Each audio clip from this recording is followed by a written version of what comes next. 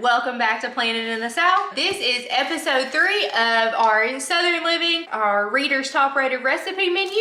And today we have Southern Homestyle Comfort. I just added the Southern in there. Anyway, so Homestyle Comfort menu. So what we have is a chicken fried steak, mashed potatoes. It has an easy peach cobbler, but again, we don't need that in this house.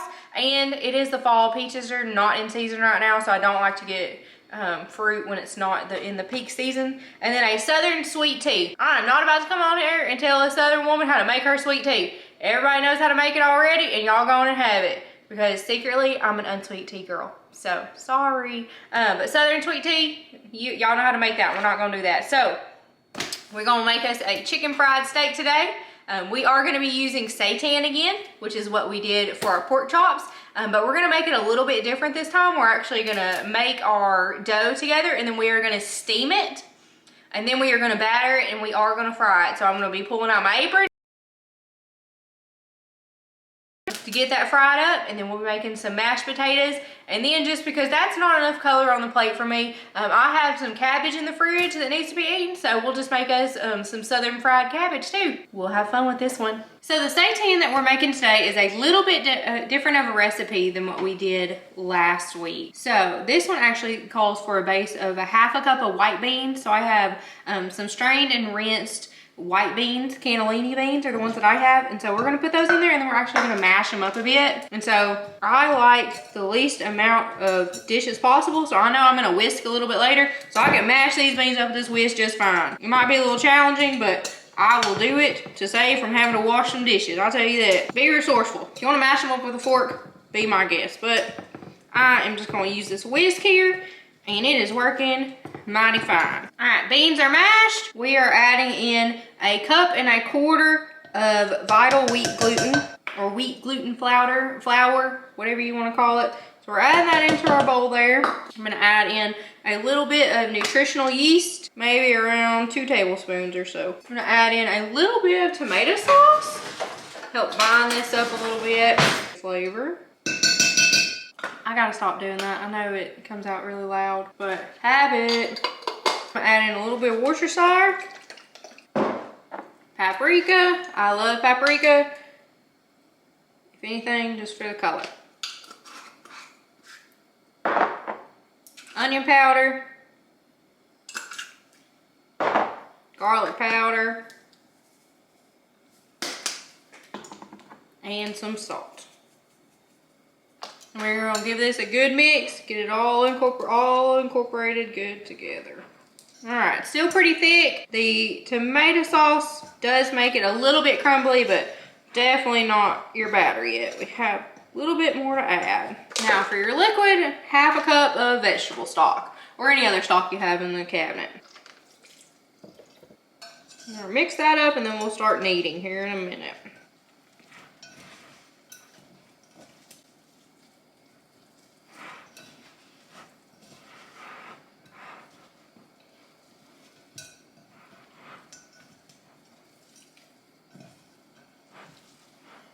Mine is too dry. Add just a touch more.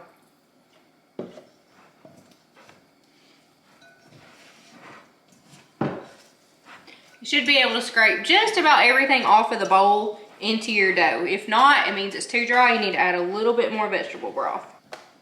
All right, I'm gonna take mine out of the bowl and knead it on my counter.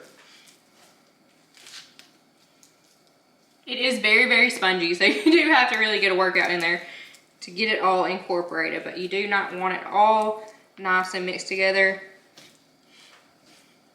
Just kind of keep rolling it in on itself. All right, so I have a roll of seitan dough.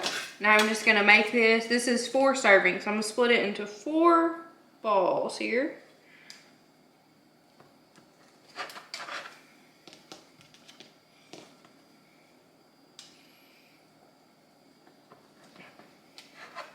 And I'm just gonna roll these out into patties, because this is going to be my chicken fried steak patties.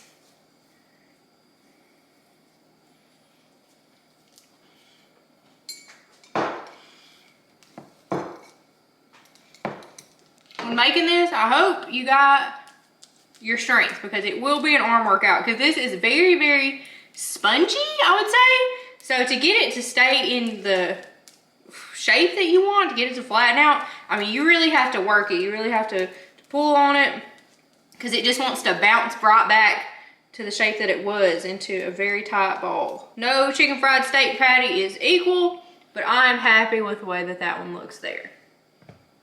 So do that 3 more times. Once you get all 4 of your patties rolled out, we are gonna put them in our Instant Pot and we are gonna steam them. To steam in your Instant Pot, you need at least 1 cup of liquid. So I have 1 cup of water here, and I have my steaming basket down inside there. And then I'm gonna add a little bit of this Dale steak seasoning. Go ahead and lay my patties down in my Instant Pot. We are going to put the lid on here. You put yours on perfect for 1 shot, good for you. I cannot. All right, where are we at?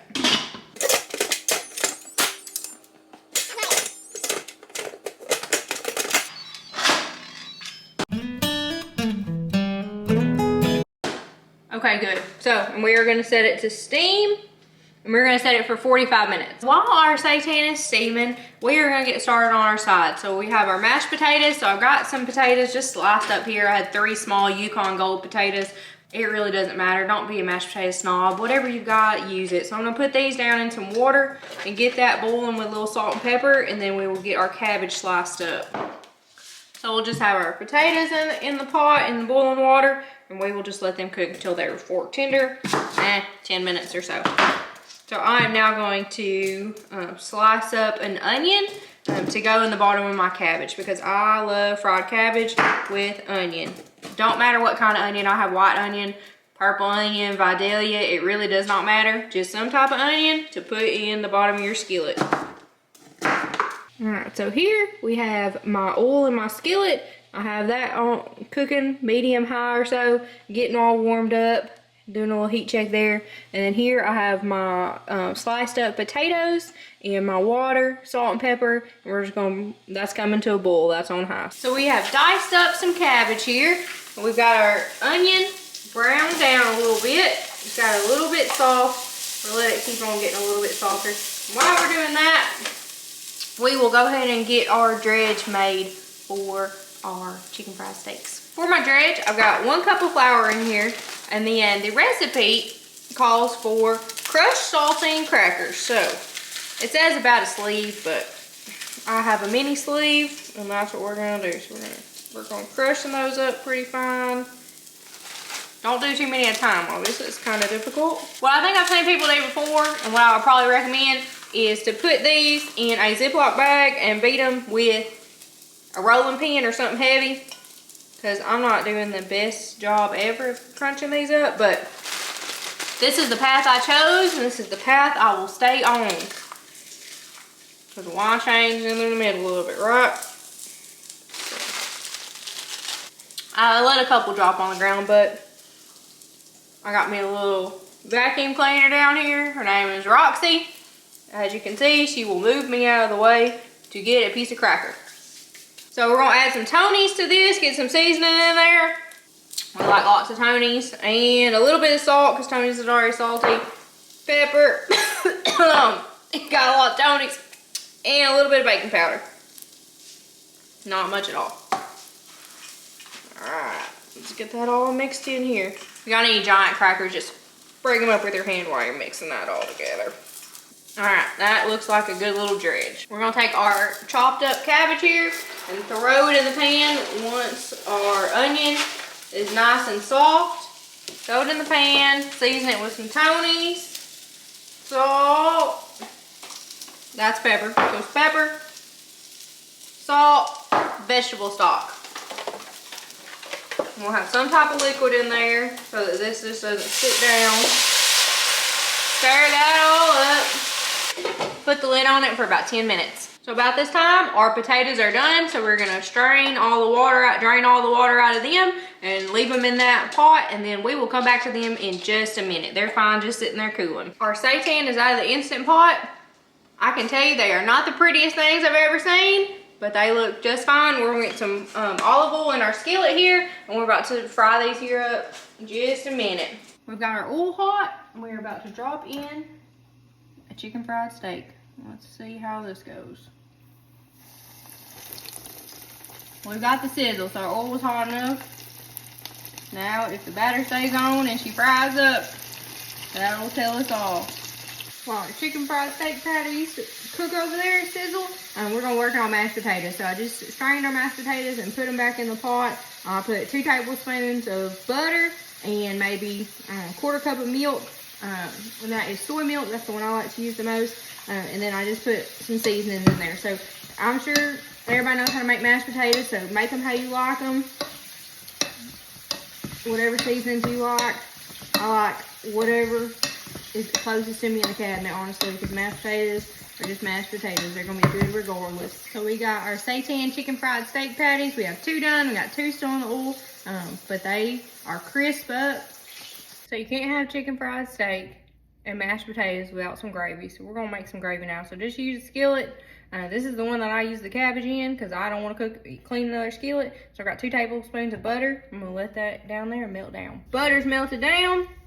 3 tablespoons of flour going in the pot. I'm going to measure mine because I am not the best gravy maker ever, but y'all that have been making gravy for a lot longer than me, make gravy the way you make gravy. Now I'm going to add in some vegetable stock here. I'm just going to do a little bit at a time till it turns into a gravy. Right now it's pretty clumpy, but we want it to turn into a gravy.